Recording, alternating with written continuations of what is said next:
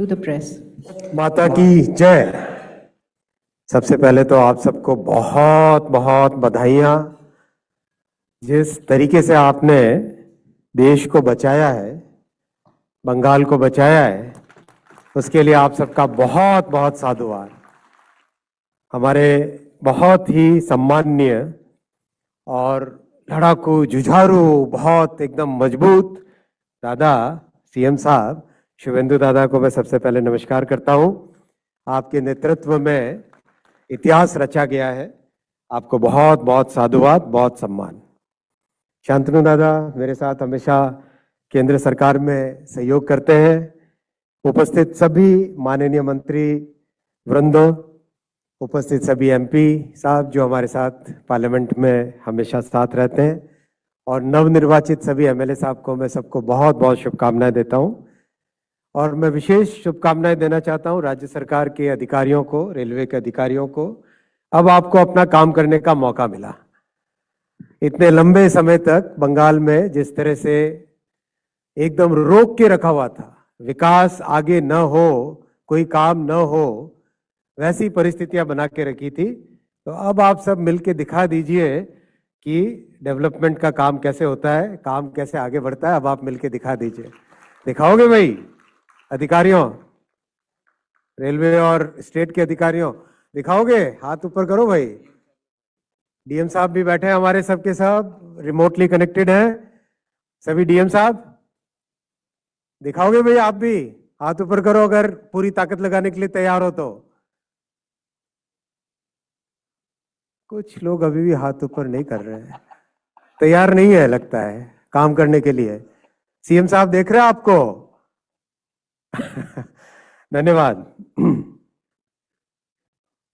साथियों, जैसा भी सीएम साहब ने बताया सबको, रेलवे का, माननीय प्रधानमंत्री जी का, श्री नरेंद्र मोदी जी का जैसा बंगाल के प्रति आग्रह है, जितनी सद्भावना है, वो सद्भावना सीधा साधा ट्रांसलेट होती है किस तरह से मोदी जी ने रेलवे के लिए फंड्स दिए। यूपीए सरकार, जिसमें पूर्वतन मुख्यमंत्री एक अच्छा रोल अदा करती थी अपना, वो सरकार के समय भी मात्र 4,000 करोड़ रुपए रेलवे को मिलते थे बंगाल के लिए, मात्र 4,000 करोड़। आज मोदी जी 14,000 करोड़ रुपए रेलवे के लिए देते हैं बंगाल के डेवलपमेंट के लिए। 14,205 करोड़ रुपीस का बजट है 26-27 के लिए।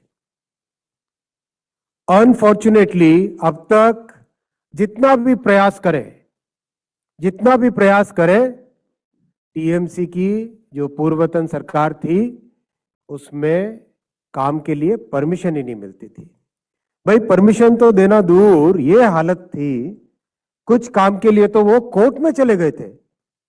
अपने कोलकाता मेट्रो का काम, चिंगड़ी घाटा, वहां पे छोटा सा पैच, जैसा जैसा कोलकाता पुलिस ने हमको बताया वैसा वैसा हमने उसका डाइवर्जन का पूरा प्लानिंग कर दिया। उसके बावजूद भी परमिशन नहीं दिया। हाई कोर्ट ने डायरेक्शन दिया, हाई कोर्ट के डायरेक्शन को भी टीएमसी की सरकार ने माना नहीं। सुप्रीम कोर्ट गई टीएमसी की सरकार। किस लिए गई सुप्रीम कोर्ट टीएमसी की सरकार? कलकत्ता के निवासियों को मेट्रो का बेनिफिट न मिले, इसके लिए टीएमसी की सरकार सुप्रीम कोर्ट तक गई। ये था उनका काम करने का तरीका, ये था उनका सोचने का तरीका। मैंने पार्लियामेंट में खुल के बोला था कि टीएमसी विकास विरोधी है, और ये आज पश्चिम बंगाल की जनता ने प्रधानमंत्री श्री नरेंद्र मोदी जी के नेतृत्व में और शुभेंदु अधिकारी साहब की बहुत कर्मठ, बहुत ही मजबूत, बहुत ही एक जमीनी स्तर की संघर्ष के कारण, और आप सबके संघर्ष के कारण आज जो एक परिवर्तन लाए, इस परिवर्तन में अब हमारी जिम्मेदारी बनती है कि हम बहुत अच्छी तरीके से जो प्रधानमंत्री जी ने पश्चिम बंगाल के लिए जो सपना देखा है उसको पूरा करें।